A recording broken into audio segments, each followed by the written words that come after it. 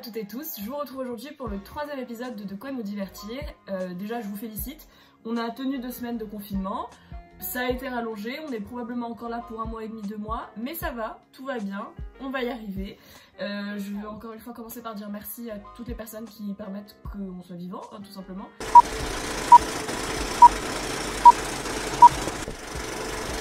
Du coup aujourd'hui je vais vous parler donc comme d'habitude de 3 fois plein de choses.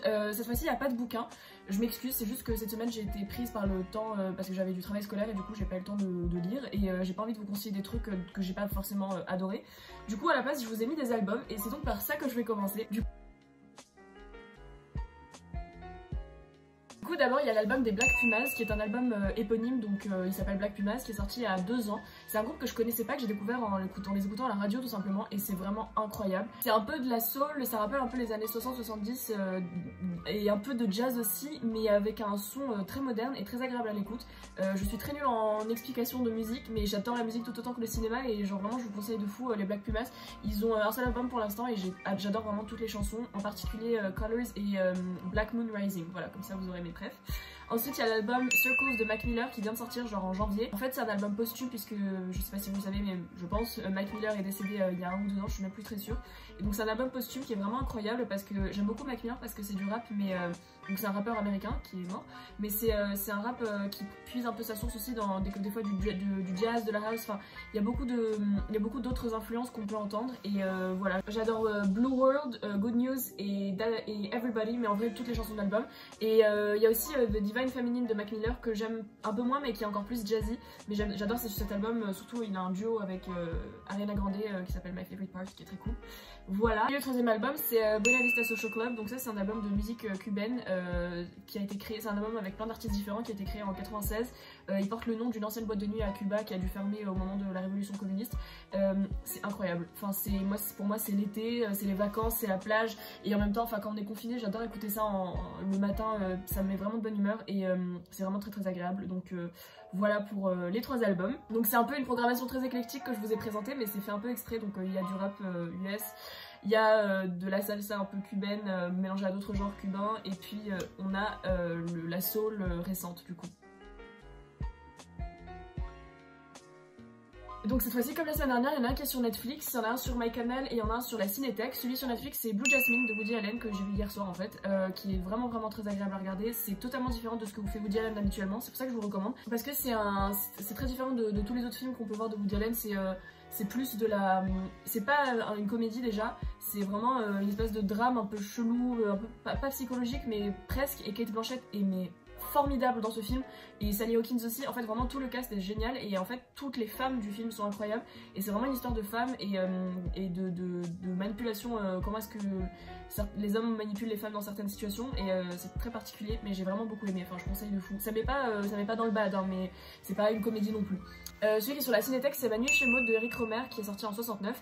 C'est le premier Eric Rohmer que je vois parce qu'on m'a conseillé celui-ci en particulier, il est vraiment incroyable. En plus il était sur du coup le catalogue mensuel de la Cinétech. Ce film est vraiment incroyable, enfin les dialogues sont juste fou, et si vous me connaissez un peu vous savez que moi c'est surtout les dialogues qui m'impressionnent dans un film, mais là genre c'est des considérations philo, maths, amour, enfin c'est très intéressant. Et Françoise Fabian dans ce film, mais je suis tombée amoureuse d'elle, enfin c'est complètement dingo. Il y a Jean-Louis Trintignant aussi qui est superbe, mais particulièrement Françoise Fabian, on a envie de l'épouser. C'est un personnage féminin hyper profond, avec plein enfin, c'est pas du tout un personnage féminin unidimensionnel, contrairement à ce qu'on pouvait voir dans les années 60-70 parfois au cinéma. Pour le coup, c'est un personnage hyper développé, bien plus développé que celui de Jean-Louis Trintignant par exemple. Et les deux se complètent, et ouais, je vous conseille vraiment beaucoup ce film. C'est l'histoire d'une personne qui va passer une nuit chez Maud, hein. Je vais pas vous spoiler, enfin je peux pas vous spoiler vu que c'est dans le titre, mais c'est compliqué, c'est compliqué à expliquer. Regardez Ma nuit chez Maud. Et le dernier c'est The Favourite de Yorgos Lanthimos qui est dispo sur MyCanal. En gros The Favourite il est sorti en 2018 et il avait eu quelques Oscars, et notamment pour Olivia Colman qui joue donc la reine dans le film.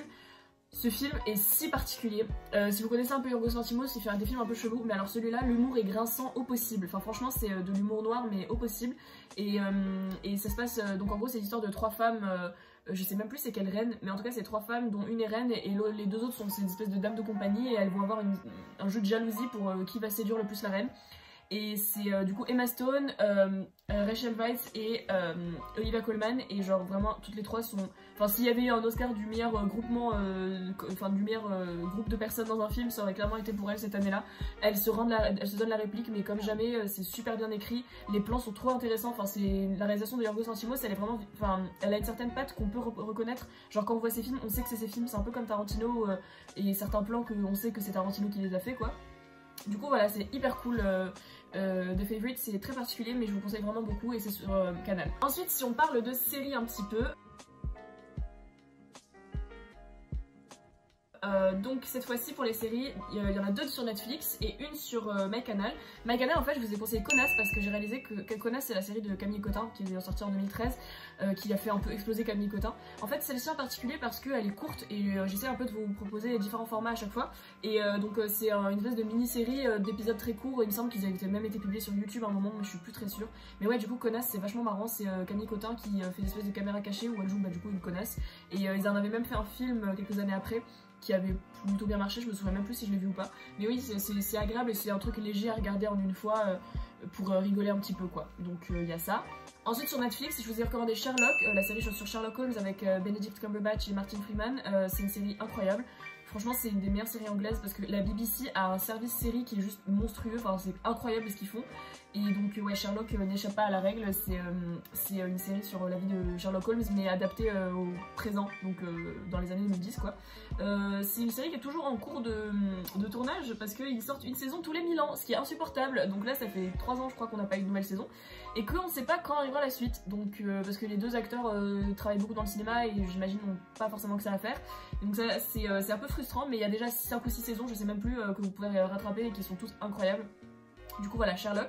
Ensuite il y a Mad Men, parce que Mad Men c'est je pense qualitativement une des meilleures séries qui a été créée. Elle est dans mon panthéon en tout cas, je l'ai avalée d'un coup en un été, enfin c'est même pas en un été, en un mois. Il y a 6 saisons de à peu près 13 épisodes chacune, c'est des gros épisodes donc pour le coup c'est un truc qui se regarde plus dans la durée. C'est l'histoire d'une agence de publicitaire et de particulièrement Don Draper dans cette agence de publicitaire à New York dans les années du coup entre 60 et 70, enfin c'est surtout les années 60 et un tout petit peu le début des années 70 et en fait ça suit, c'est un peu comme ce que fait Forrest Gump dans le sens où on suit un peu l'histoire des États-Unis en parallèle mais c'est surtout sur du coup comment est-ce que la masculinité toxique, l'alcool, la drogue, les cigarettes surtout, mon dieu combien de cigarettes ont été fumées sur ce tournage, enfin c'est complètement dingue. Et du coup voilà, comment est-ce qu'une femme peut naviguer dans ce genre de milieu, un noir peut naviguer dans ce genre de milieu, c'est très intéressant, c'est très subtil, c'est pas du tout gros comme série et c'est très... ça prend son temps, ça se voit que c'est une série qui a été faite à la fin des années 2000 et non pas récemment, parce que c'est pas du tout en mode attention à la fin qu'est-ce qui va se passer etc. Mais c'est très intéressant et je trouve que... Enfin personnellement c'est une série qui m'a beaucoup marqué en termes de cinématographie et même d'écriture, voilà, j'aime beaucoup Mad Men. Donc voilà, ça c'était pour les séries et il nous reste du coup, alors les vidéos YouTube. Je vous ai mis 3 chaînes cette fois-ci plutôt que 3 vidéos. D'abord il y a Tales from the Click et particulièrement son émission Tabs qui est un youtubeur français qui fait des vidéos sur le cinéma et en fait sa série Tabs c'est... en gros tout ce qu'il faut ou ne faut pas d'ailleurs savoir sur certaines célébrités, généralement des acteurs, des actrices, des chanteurs, des chanteuses. C'est un format hyper innovant que j'ai jamais vu avant. Je vous conseille, je le vends très mal là mais c'est vraiment trop sympa à regarder. Et puis même visuellement j'adore l'esthétique du truc. Il y a un montage dingo qui est fait dessus et puis de manière générale Tales from the Click, ce gars est génial, enfin je crois qu'il s'appelle Jean-Bastien, je suis pas très sûre. Mais je le suis sur Instagram aussi et ses stories sont super cool parce qu'il parle de ciné et il a toujours des pépites. Il est très spécialisé dans le ciné des années 80. Ce qui n'est pas du tout mon cas, et donc il y a toujours des petites pépites à faire découvrir et voilà, c'est très sympa. Ensuite il y a Damon Dominic qui parle pas du tout de cinéma, c'est un youtubeur qui en fait de base ils étaient un duo, Damon and Joe, ils sont toujours, ils ont toujours leur chaîne et tout mais ils ont aussi créé leur chaîne personnelle chacun. Et Damon donc c'est un gars qui adore voyager, qui est polyglotte, c'est un américain de base mais en ce moment il habite à Paris. Et déjà j'adore la cinématographie de ses vidéos, on dirait un peu des mini vidéos de Wes Anderson et je trouve ça trop bien. Et il parle toujours de sujets, enfin c'est des sujets qui vont de droite à gauche entre le voyage, le lifestyle, habiter à Paris, enfin c'est un peu... il a pas vraiment de thème précis, mais c'est un créateur de contenu que j'aime particulièrement parce qu'il il a une personnalité super marrante à regarder à l'écran et il a une cinématographie de vidéo qui est hyper travaillée. Enfin, ça sent qu'il y a du boulot derrière. Et donc voilà, et puis ça se passe à Paris, donc forcément j'aime beaucoup.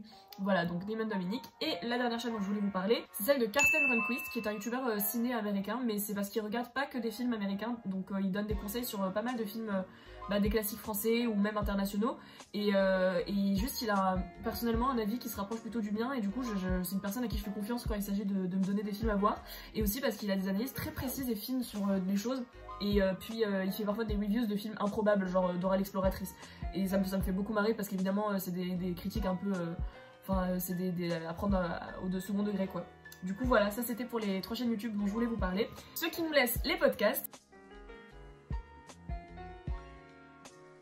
Alors les podcasts cette fois-ci, IndieWire's Filmmaker Toolkit, qui est un podcast donc créé par la chaîne IndieWire et en fait qui reçoivent chaque semaine un réalisateur ou une réalisatrice donc indie, donc independent, c'est-à-dire qui ne fait pas des gros films à gros budget, mais c'est tout le temps des trucs trop intéressants. Genre là la semaine dernière c'était celui sur Céline Sciamma, alors que c'est un truc américain. Et c'était incroyable. Enfin franchement, pour le coup c'est Toolkit, donc une espèce de boîte à outils. Et je vous jure que c'est vraiment une boîte à outils pour n'importe qui souhaiterait faire un film ou juste y réfléchit. Parce que c'est pas que la personne parle simplement de son film ou quoi que ce soit. C'est pas juste une espèce de promo comme il y a des milliers d'émissions pour faire la promo de films.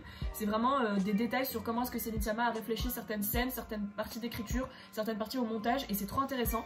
Et ils ont fait ça avec genre Noah Baumbach, Greta Gerwig. Et ça je pense à ceux que j'ai pu écouter, mais ils en font un par semaine avec plein de réalisateurs et réalisatrices trop cool. Donc je vous conseille vraiment de fou ce podcast. Ça dure entre 30 minutes et 1 heure selon le réalisateur ou la réalisatrice. Donc voilà. Ensuite, il y a Mécanique du complot. Alors ça, c'est vraiment plus léger. Donc c'est un podcast France Culture qui est hyper complet sur en fait les plus grandes théories du complot et pourquoi est-ce qu'elles existent, d'où elles viennent. Et évidemment, enfin c'est pas du tout un truc qui essaie de nous y faire croire ou quoi que ce soit. Mais par exemple, ils partent du 11 septembre et comment est-ce qu'il y a des gens qui ont pu penser que le 11 septembre n'avait pas existé. Qu'il avait été orchestré par les Américains. En fait, c'est très intéressant de voir comment est-ce qu'ils partent vraiment de la source de où est-ce que la théorie a commencé et où est-ce qu'elle en est aujourd'hui et pourquoi est-ce qu'il y a encore des gens qui y croient, quelles sont les preuves apportées et ils remettent ces preuves en cause. Donc c'est super intéressant, c'est un truc fait par France Culture, donc très quali avec plein d'informations. Généralement, ils font 4 épisodes par complot et c'est 10 minutes l'épisode, donc c'est une écoute un peu plus courte. Voilà, je voulais vous proposer ce format aussi. Et enfin, il y a Plan Large. Alors là, c'est un format vraiment long, genre ils font entre 1h30 et 2 heures les podcasts. C'est aussi un truc France Culture et c'est sur le cinéma vraiment précis. Et en fait, eux, ils font par exemple A comme Alfred Hitchcock, B comme Bergman. Enfin, c'est chaque semaine un réalisateur ou une réalisatrice.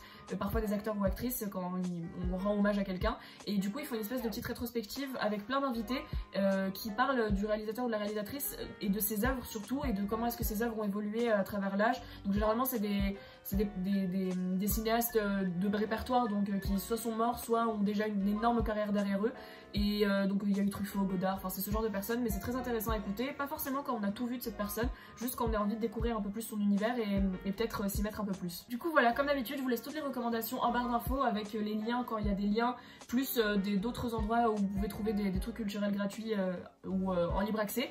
Je vous souhaite d'être en très bonne santé toutes et tous, et j'espère que vous allez bien. Et n'hésitez pas à vous abonner, à commenter, à liker. J'aimerais trop avoir vos recommandations en commentaire et savoir ce que vous aimeriez voir comme contenu ici pendant le confinement. Peut-être faire autre chose que ces vidéos-là, que je continuerai à faire bien sûr. Je vous invite à me suivre sur Instagram aussi, @6themovies, parce que pour le coup, on discute là-bas tous les jours, on fait des lives quelquefois, et puis juste, c'est la plateforme sur laquelle je suis la plus active pour parler de ciné. Merci beaucoup d'être là, et j'espère que vous allez bien encore une fois, je l'ai dit 15 fois, mais c'est pas très grave. Je vous dis à très vite, merci.